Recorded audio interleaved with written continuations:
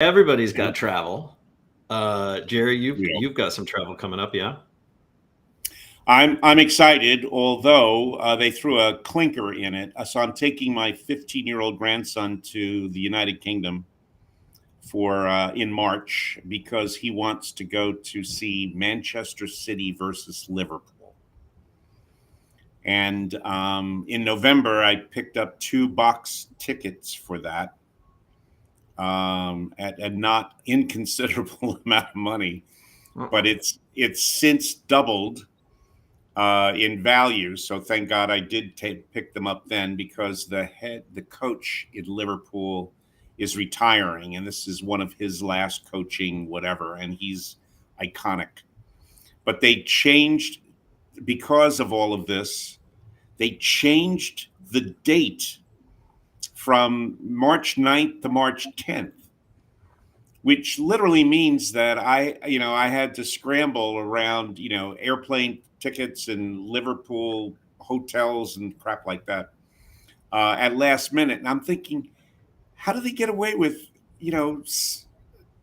a few weeks before, 3 weeks before the game, changing the date of the game so that they could get more TV coverage? I thought that was crazy. But anyhow, that's my thing. Well, it's not a small trip for you, though. No, it's fun. It's a great way to, build relationships with these young kids who are, going to take a whole new generation to, I don't know where. Yeah. So Dominic, Mohammad, do either of you have anything that can compete with Grandfather of the Year travel? I don't know about competing, but it's ski season on the West Coast here. So I was in Colorado, Steamboat Springs last weekend, and we'll be hitting up Park City in a couple weeks to get on the slopes. So nice. Love Park City. Mohammad, how about you? Well, ski is not a thing in Iran, where I'm from, so I'm not a skier really. Now I have one travel coming to Barcelona. It's a mix of I have to give a talk at Barcelona for economists of different universities, and I'm using that as an excuse to stay over the weekend. That's great. And Barcelona is such a lovely place that you have to stay for a weekend at least. Great food. Yeah. Oh, I love Barcelona. Yeah, been twice. Yeah. Yeah. All right. Well, before we start our own travel bureau, you guys want to jump in and talk shop a little bit? Yeah, let's do it. All right. Here we go. Welcome to the CXR channel, our premier podcast for talent acquisition and talent management. Listen in as the CXR community discusses a wide range of topics focused on attracting, engaging, and retaining the best talent. We're glad you're here.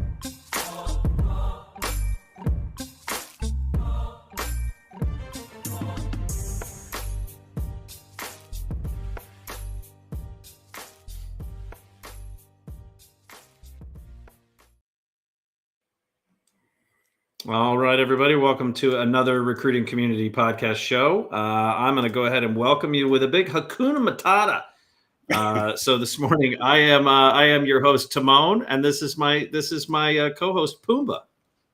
Do you have to look these things up, or do you just recall them immediately?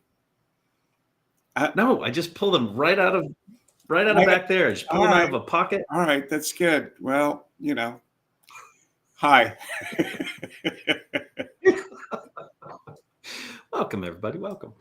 So look, we've got double trouble today. We've got 2 pretty higher educated, smart dudes that are coming in today. They're actually going to talk to us. I'm pretty excited about this. They're going to talk about flexibility and the tech forward thinking of sort of leaning in with gig economy companies for what traditionally or otherwise is thought of as corporate hiring needs. So this is a big one because a lot of folks, after overhiring or doing the great adjustment or whatever everybody wants to label it, a lot of leaders are talking about, well, how can we be more flexible? How can we lean in so that we kind of don't get caught in the same situation we did these last couple of go rounds? And we think that these guys have a little bit of an opinion and some insights on that. So before we jump right in with those guys, I want to remind folks a little bit of the housekeeping. We are streaming on social channels. We're streaming on the YouTube. We're streaming on the Facebook. Of course, we're on the LinkedIn. If you're with us live on LinkedIn, send the chat. You can talk to each other. You can ask our guests some questions. We'll make sure that we get those to them, and we'll keep an eye on that chat window. And oftentimes we'll throw that overlay up on the screen too. So if you're watching, not just listening, you'll know what that is. And then I don't know if maybe we'll get on the Blue Sky. Jerry, did you sign up? Did you sign up for Blue Sky this week? No, I didn't. There's still time to get Jerry Crispin as your username on Blue Sky. All right, I'm going to definitely do that. Jerry, he's doing it right now. He's going to multitask while we're on. All right, then as a reminder, you can watch the full recording of this if you happen to miss it or your workout ends a little bit early and you want to come back to it. You can catch the full thing on cxr.works/podcast. We try to keep that pretty simple. You can see past and, of course, future episodes. And a reminder also, this is ad-free. It is a labor of love. So we do this because we've got some really cool people we think have some really cool things to say, and we want to highlight that to the community, and so people can be part of that. Now, a couple of things from a housekeeping perspective. If you are not aware, we have launched the first quarter's research project, where we're really having kind of an interesting debate and a back and forth over technology versus touch in the realm of recruiting. You're actually able to participate in that, not necessarily as a panelist, but as a survey participant. So if you head to cxr.works, there's a little pop-up in the corner where we are gathering some information that gets into that. You can also sign up to be notified when the report comes out. On the other side of that, so it's exciting. Just go to cxr.works, bottom right, it's going to pop up. And then at the end, you can either opt in or opt out to have your email included and get a notification. And I am excited about that. We're now moving we're in theme 2, but I think later today we move into theme 3 of 4. For that topic, we've got what, Jerry, 45, I think, TA leaders in there and practitioners. Yeah, and really very interesting. Some unexpected responses from some of the folks. So I'm enjoying that. Yeah, we did a blog post. I guess it was last week. We put a blog post up of the first theme's findings. So we're due to publish the second one here pretty soon. The other thing I want to call out is the directory. This last week that we have launched this in partnership with all of our community. They have helped to sort of design this and deliver this over the course of, has it been 5 years? Yeah, maybe 5 years. Yeah, 5 years, yeah. Roughly. But I'm excited. We added a new feature that allows organizations to upload and add white papers or research documents or anything like that. I want to see if I can. Let me see if I can do a quick share. How about that? Does that work? Oh, it does work. Look at me. So this is just a really quick. If you go to the cxr.work/directory, you head into browse. It's going to throw all of these up. But what you can originally do, just go ahead and click on resources. You're going to see we now have, which is great. There are 17 white papers that are in here for download. Obviously, there's one for us. We published that report last month. But you've got, let's see, annual U.S. jobs report that's been posted here, which is pretty exciting. You've also got, let's see, Findham's got generative AI data and the future of talent. Social talent's got 20 essential chat GPT prompts for recruiters. We've got some really cool stuff on here on inclusive hiring. We've seen Compa's got how to make a perfect offer. There's just some really great resources in here. I think HackerRank's got a 2024 developer skills report, close building a more diverse workforce. These are super easy. They're all free. They're available for everybody to download. So I would highly recommend folks get in there and sort of check those out. But I'd also suggest that if you're publishing reports in order to just sell, that's not going to work. We actually read these reports and vet them in advance. Yeah. Are you saying there's no schmarmy downloads? We're trying to, I mean, it's hard. It's really hard in this day and age in terms of how this all works. There's some good content in there. I feel good about that stuff. So check it out. And like Jerry said, don't, if you're interested in adding schmarmy stuff, don't add schmarmy stuff. All right. We ready to bring our guests in? Yeah. All right. Let's see if we can do that. And let's put us in the grid. We're a little easier to look at that way. There we go. All right, and we'll pull it up. All right, so let's do this, guys. So because there's two of you, we're going to make it super easy. So Dominic, I'll start with you. Why don't you give us kind of an introduction of who you are, do kind of an escalator pitch, what we should know about you, and why we should be listening to what you have to say today. And then Mohammad, we're going to do the same thing with you. Sure. So, hi everyone. My name is Dominic Mirabile. I'm the CEO and co-founder of Readion. And my background is I grew up in hourly workforces or frontline workforces, spent the first part of my career working with frontline workforces in manufacturing.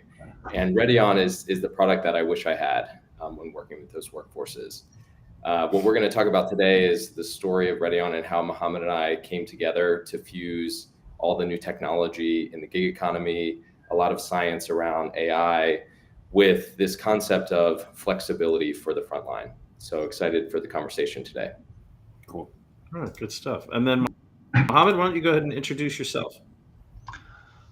Hey, Chris. I'm Mohammad Akabarpour. I'm a professor of economics at the Stanford Business School and a professor of computer science at the Stanford School of Engineering.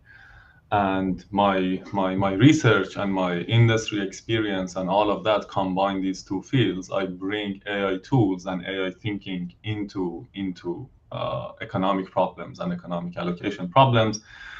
I've spent quite a bit of time in gig economy companies and tech companies thinking about the problems through the lenses of computer science, and then from a strategic and incentive perspectives that you learn from economics. And in Readion, I'm trying to bring all that knowledge to revolutionize the way frontline workers are scheduled, managed, hired, and found. I love that. Thanks. And we're excited to have you both on, but I want to jump in and talk really quickly. So before we really get into product, right, what you guys have kind of done, and I guess Mohammad, maybe I'll start with you. So from an economic standpoint, if we're going to talk economy and technology, can you highlight or tell us maybe what are the key benefits or maybe even downsides of integrating gig economy strategies into what otherwise most of us think of as traditional workforce management? Like, do you see tech playing a big role in sort of mitigating any of those downsides? I would look at it from two perspectives. One is what are the benefits and how you can make the whole frontline workforce management more efficient, and the other one is the mega trend that exists in society, which is the new generation do want flexibility. So even if the first one didn't exist, we somehow have to accommodate flexibility because that's becoming the new norm.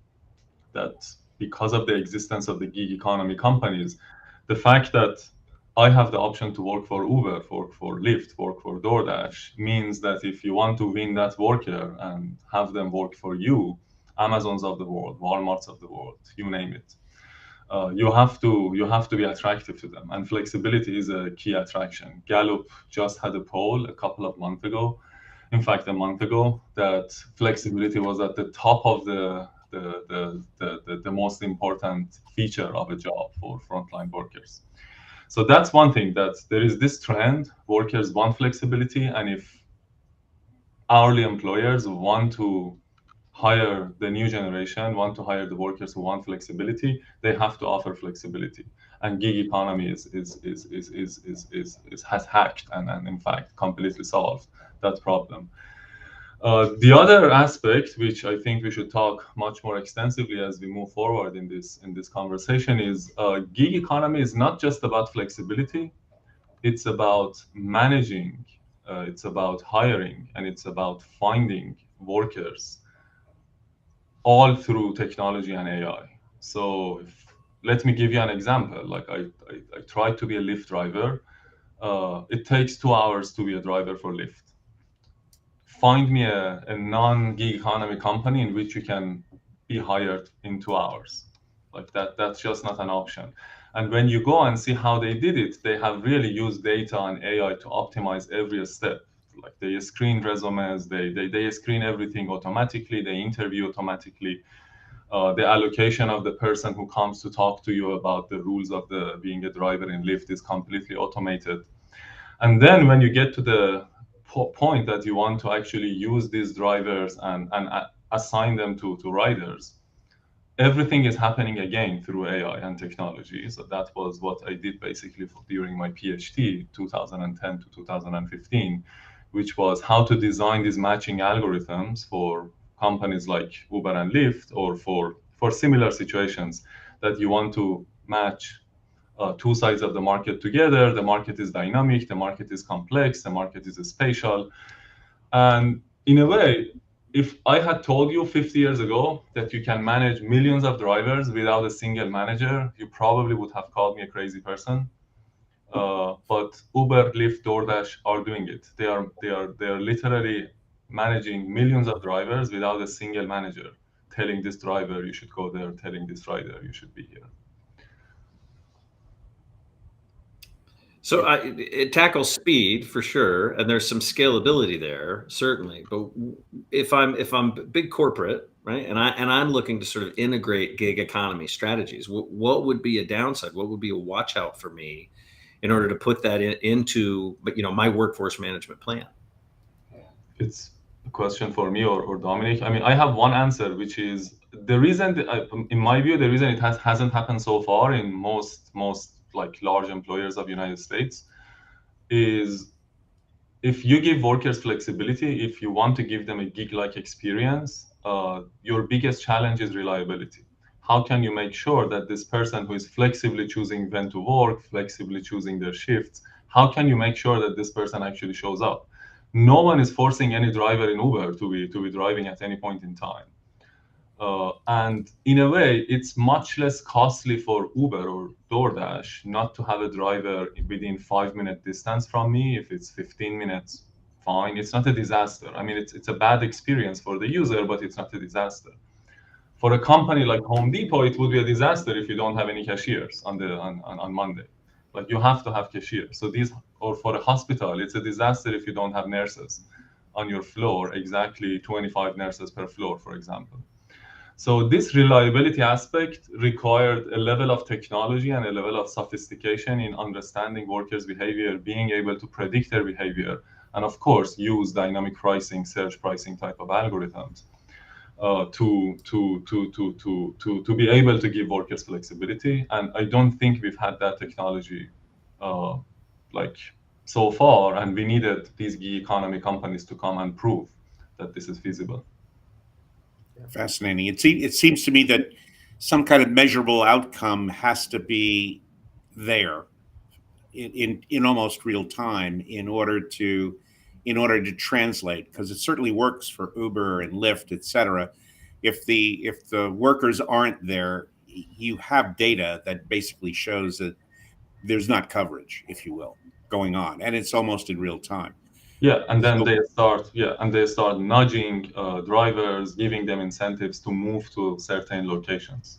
Yeah. So I'm just curious. It's going to be really interesting, the innovations that we'll see in other places as they imagine some of the same kinds of pivots, if you will, in being able to give the flexibility, but to change the control points from managers, if you will, to the kind of transparency of data and what that data infers in terms of nudging people or engaging them in the appropriate time frame. The other thing I would add is that I think we're in the middle of a shift, and there's some mindset shifts that are needed to really take advantage of the fact that there's 50 million gig workers out there.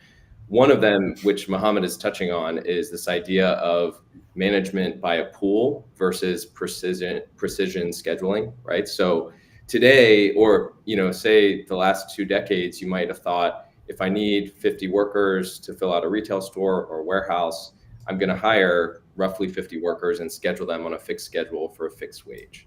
That was the status quo, right? But I think with a lot of this AI and self-optimizing, these platforms that allow you to maybe expand your pool, say, I'm actually going to make it very easy to get a job here, and I'm going to have a pool of 150 folks, and that will give me the confidence that on any given day, I'm able to staff the labor that I need. And so we're starting to push up into this holy grail of really self-optimized staffing And that's a challenge that Mohammad and I are really excited to bring to traditional employers who have variability in their labor needs, who have a lot of turnover in their workforces. Picture an AI agent that is sitting co-pilot with you, determining what is the optimal staffing. We're not too far away from that. And I find it fascinating. I do think there is a change component of this that is likely to be one of the largest hurdles from the management aspect. So Dominic, what do you think is the ideal organization that takes advantage of this? Is it a massive restaurant chain? Is it more of kind of those predominantly those frontline workers, or do you see this evolving long term into something a little more white collar? So, our hourly and frontline workers are more than half the labor economy, 70, 80 million in the United States. There's a lot of sectors that have a lot of frontline workers.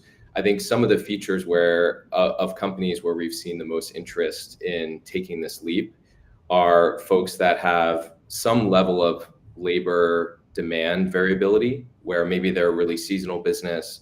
Maybe they need a lot of labor towards the end of the month or on weekends versus weekdays. And so that creates an inherent challenge of you cannot staff, full-time workers in a level loaded staffing plan, right? So that variability lends itself to more on-demand gig economy-like scheduling. And then I think the other feature that we've seen are folks that have workforces that are, maybe the right word is substitutable, in the sense that there's not something specific to the worker where they have to be working a certain shift. And so those folks can be flexible in, moving between shifts, right? And so that's most of the labor economy. If you think about retail and warehousing, those jobs and those roles are designed to be fairly substitutable. And so where we've seen the most interest are the largest employers that have tens to hundreds of thousands of workers who are either relying heavily on staffing agencies or facing really tough kind of churn and turnover numbers, or can't find the labor to begin with because they don't have an attractive value proposition to applicants. It seems to me, though, you'll need a tipping point of applicants. You'll need a tipping point of interested parties on the gig side in order to make this work reliably at all, right?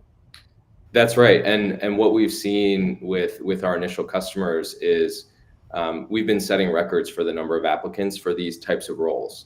When you put out there to say, hey, there's choice here, there's flexibility here, you can choose your schedule. It's a totally different value proposition for the worker. And we're finding that drives significantly more applicant flow. And there's a lot of, if you go on Indeed today, you'll see that flexible schedule is usually one of those bullets on most hourly jobs. But if you don't have the technology to actually schedule folks, allow them to choose their schedule, if it's a manual process, it ends up kind of falling short of that promise of flexible scheduling. Whereas when you bring technology and software in, you can actually deliver on that promise of I log in, I see all the shifts, I manage the shifts from my phone, and I essentially have this gig worker experience for a traditional employer.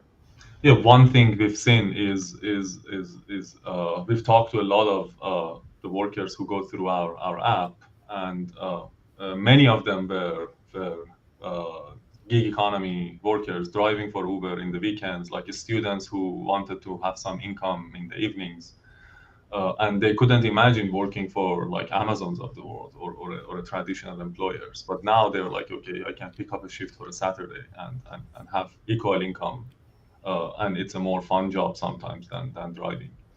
So in a way, it's a way to compete with this attractive feature of gig economy companies.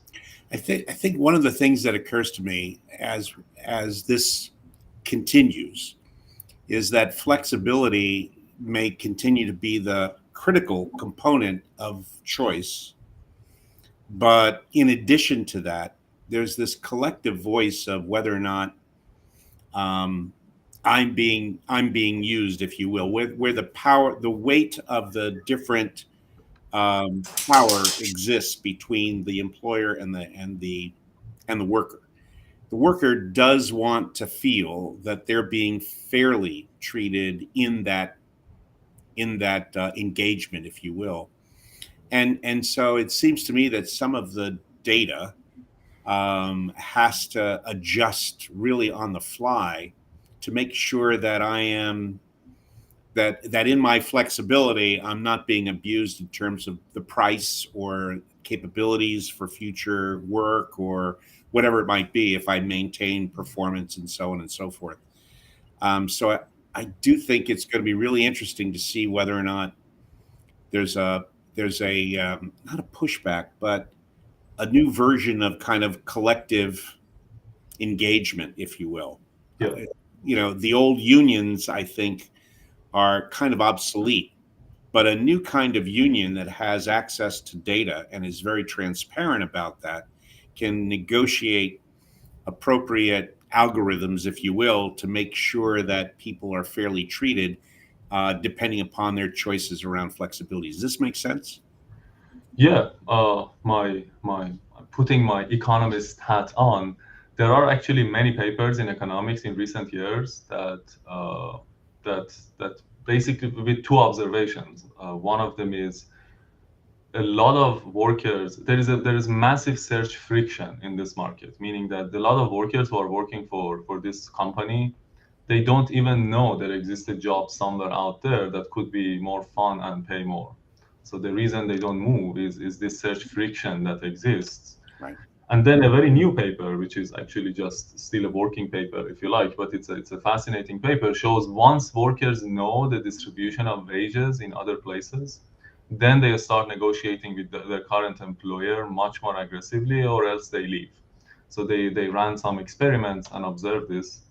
In a way, if there is a platform that provides workers with multiple choice, so you go to the app, you see that there are 3 companies that are trying to hire someone who can do the following, like who is a grill cook, and you see the prices, you are solving this problem of search friction and price transparency. And in this sense, it could be really helping workers to begin with. Mm-hmm.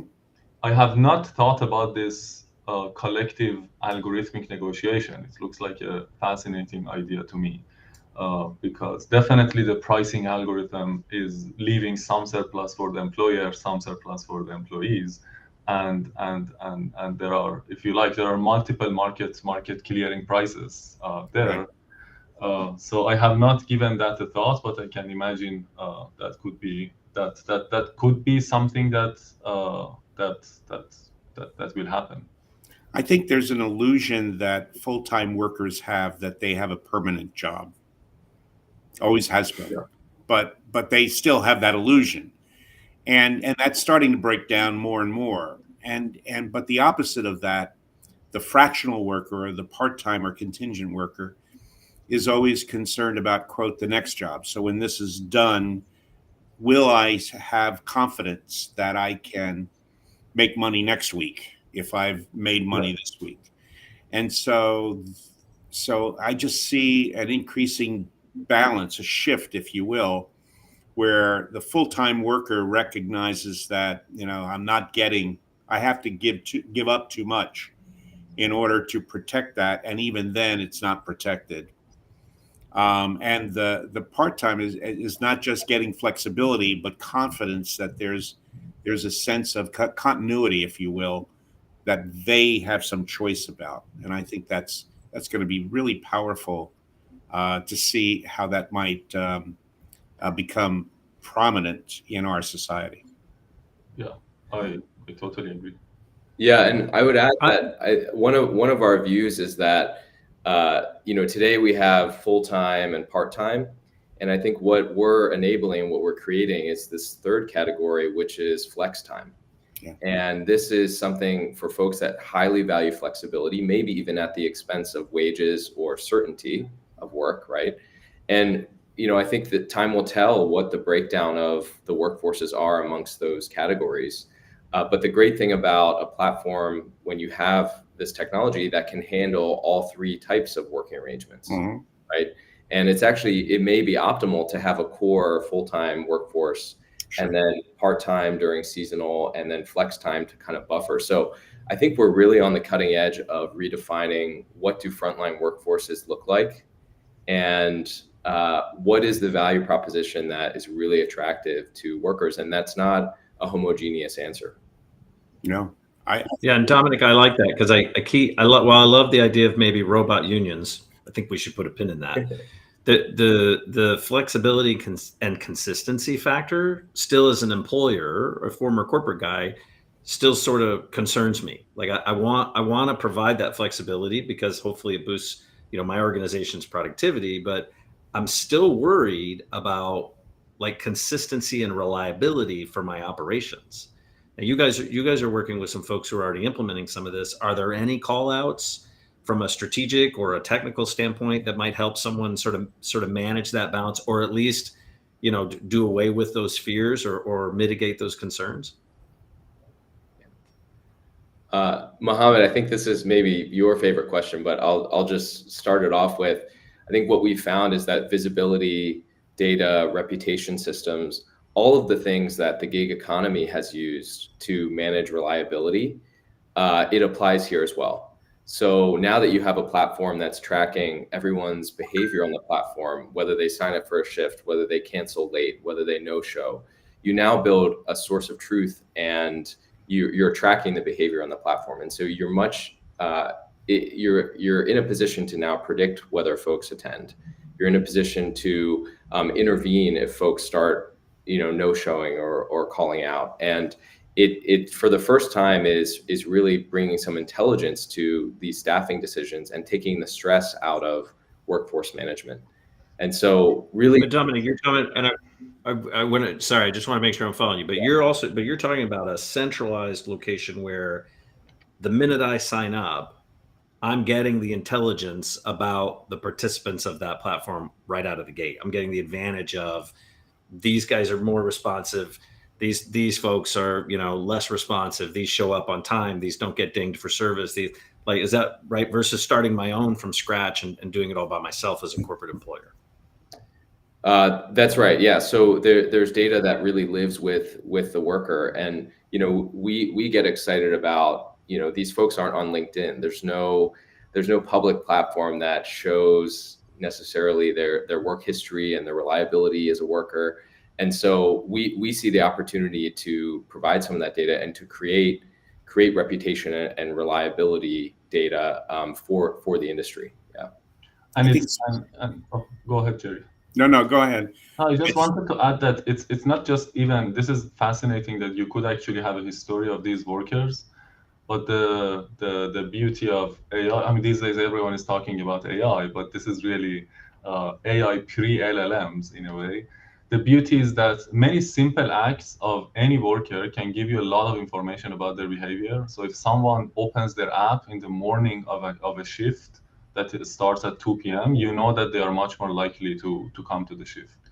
Like these, if you send them a nudge through text message and they click on the link and then go to the app, you learn a lot about this worker because this worker is now active, they have their phone in their hand, so they are more likely to show up.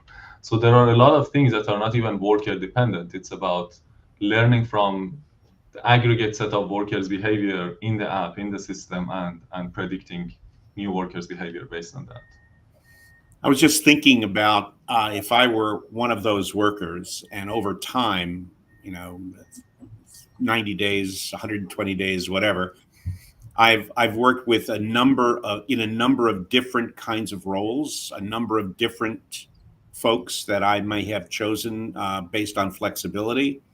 Maybe there's a couple that are primary, but I've got other side gigs, side hustles that I'm dealing with. And somewhere in all of that, at the end of it, I would like to have somebody tell me how much money I've made, what I owe the government, what other problems, restrictions, and maybe workarounds I need in order to maximize that, because I don't want to spend hours of my day engaged in trying to figure that out from all of these little pieces. Yeah, totally agree. Yeah, and I think so. If this is No, I was just going to say, I think what you're hinting on, and there's a lot of examples of this, is that once you become kind of the source of truth or the platform for work, for each unit of work, a shift, right? You can start layering on a lot of services and tools that are beneficial to both the worker and the employer, right? Right. So whether that's, you can envision benefits, you can envision financial tools, you can envision, records or resume builders, all these things, right? That have really not penetrated to frontline workforces, right? Folks behind a desk, there's a lot of tools for them, but we get charged up about building those types of tools and services for the frontline workers. I think that's going to be a very interesting potential as you build out essentially a lot of those features. Yeah. Yeah, it is a tremendous shift, and it goes along with, Jerry and I have been talking about this for the last few years. It goes along with this shift of power or control, if you will, or fractions thereof, from employer to candidate. Like who really holds all the cards with regards to, this is how the work must be done.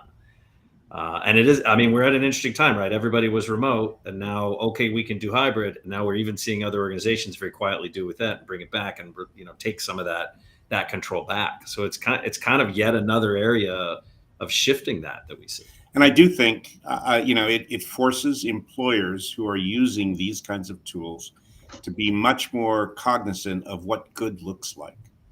Because a person who's representing them for 6 or 7 hours, it's not just doing the job. He's doing the job in a way that represents the company well. And so describing what that means and how to measure that is going to be a more critical component of how the employer is clear about what gets done and in what way that allows for both parties to succeed. And I think that's going to be really interesting in a variety of ways. And there may be a whole different category of folks who are going to have to be very good at that for that communication to take place.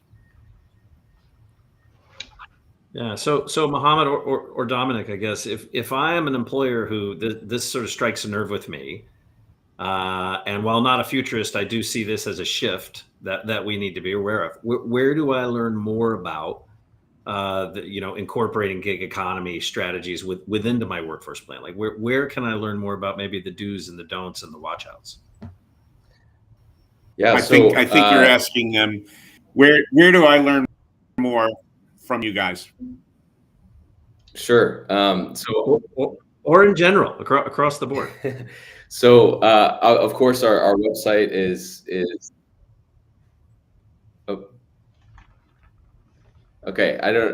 It might be fading in and out here, but if you can't hear me, Mohammad, you can take this. But of course, our website is readyon.ai, and you can find some information there. And then I would just encourage you to folks to just reach out to us. We are looking to learn from customers in sectors, understand their challenges, and we obviously have the resources to work with a number of companies, and in more of a kind of design partner or pilot partner type arrangement. And so for folks that have seen the writing on the wall and are ready to take a bold leap into the gig economy, we'd love a conversation. Cool. Appreciate that. All right. Well, look, we asked this of all our guests before we wrap up the show. We'll see if technology is going to let me ask it today. If you guys were going to write a book on this topic and publish it today, what do you think you'd title the book?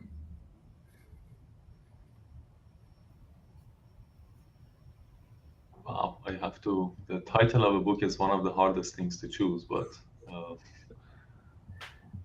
that's why we give you like 6 seconds to answer. I have one, Mohammad. I would say rewriting the labor contract. Nice. Now you've each got a first signed copy. Who do you give your signed copy to for each of you? So Dominic, you can go first since you got to name the book. And not us. First signed copy. This gives Mohammad time to think about it. Yeah, that's a. I would give it to our early, this isn't one person, but I would give it to our early customers who I find are very visionary, very innovative, who are not afraid of change, who want to do better for their workforces and their customers, and who have been just a part of this journey with Ready On. Cool. So. Love it. Mohammad, how about you? I agree with Dominic. They've been amazing partner and visionary. I typically, if I ever write a book, give a first signed copy to my parents, but that's a different. It's okay. Nothing wrong with that either. Yeah. All right, guys. Well, we know you're super busy. Appreciate you cutting time out of your schedule. So much gratitude there. We appreciate that. And I guess we could just say goodbye to everybody. We'll see everybody next week here back on the podcast every Tuesday. Thanks, gentlemen. Thank you. Thanks, Jerry. Thanks, Chris. Thanks for listening to the CXR channel. Please subscribe to CXR on your favorite podcast resource and leave us a review while you're at it. Learn more about CXR at our website, cxr.works, facebook.com and twitter.com/careercrossroads, and on Instagram @careerxroads. We'll catch you next time.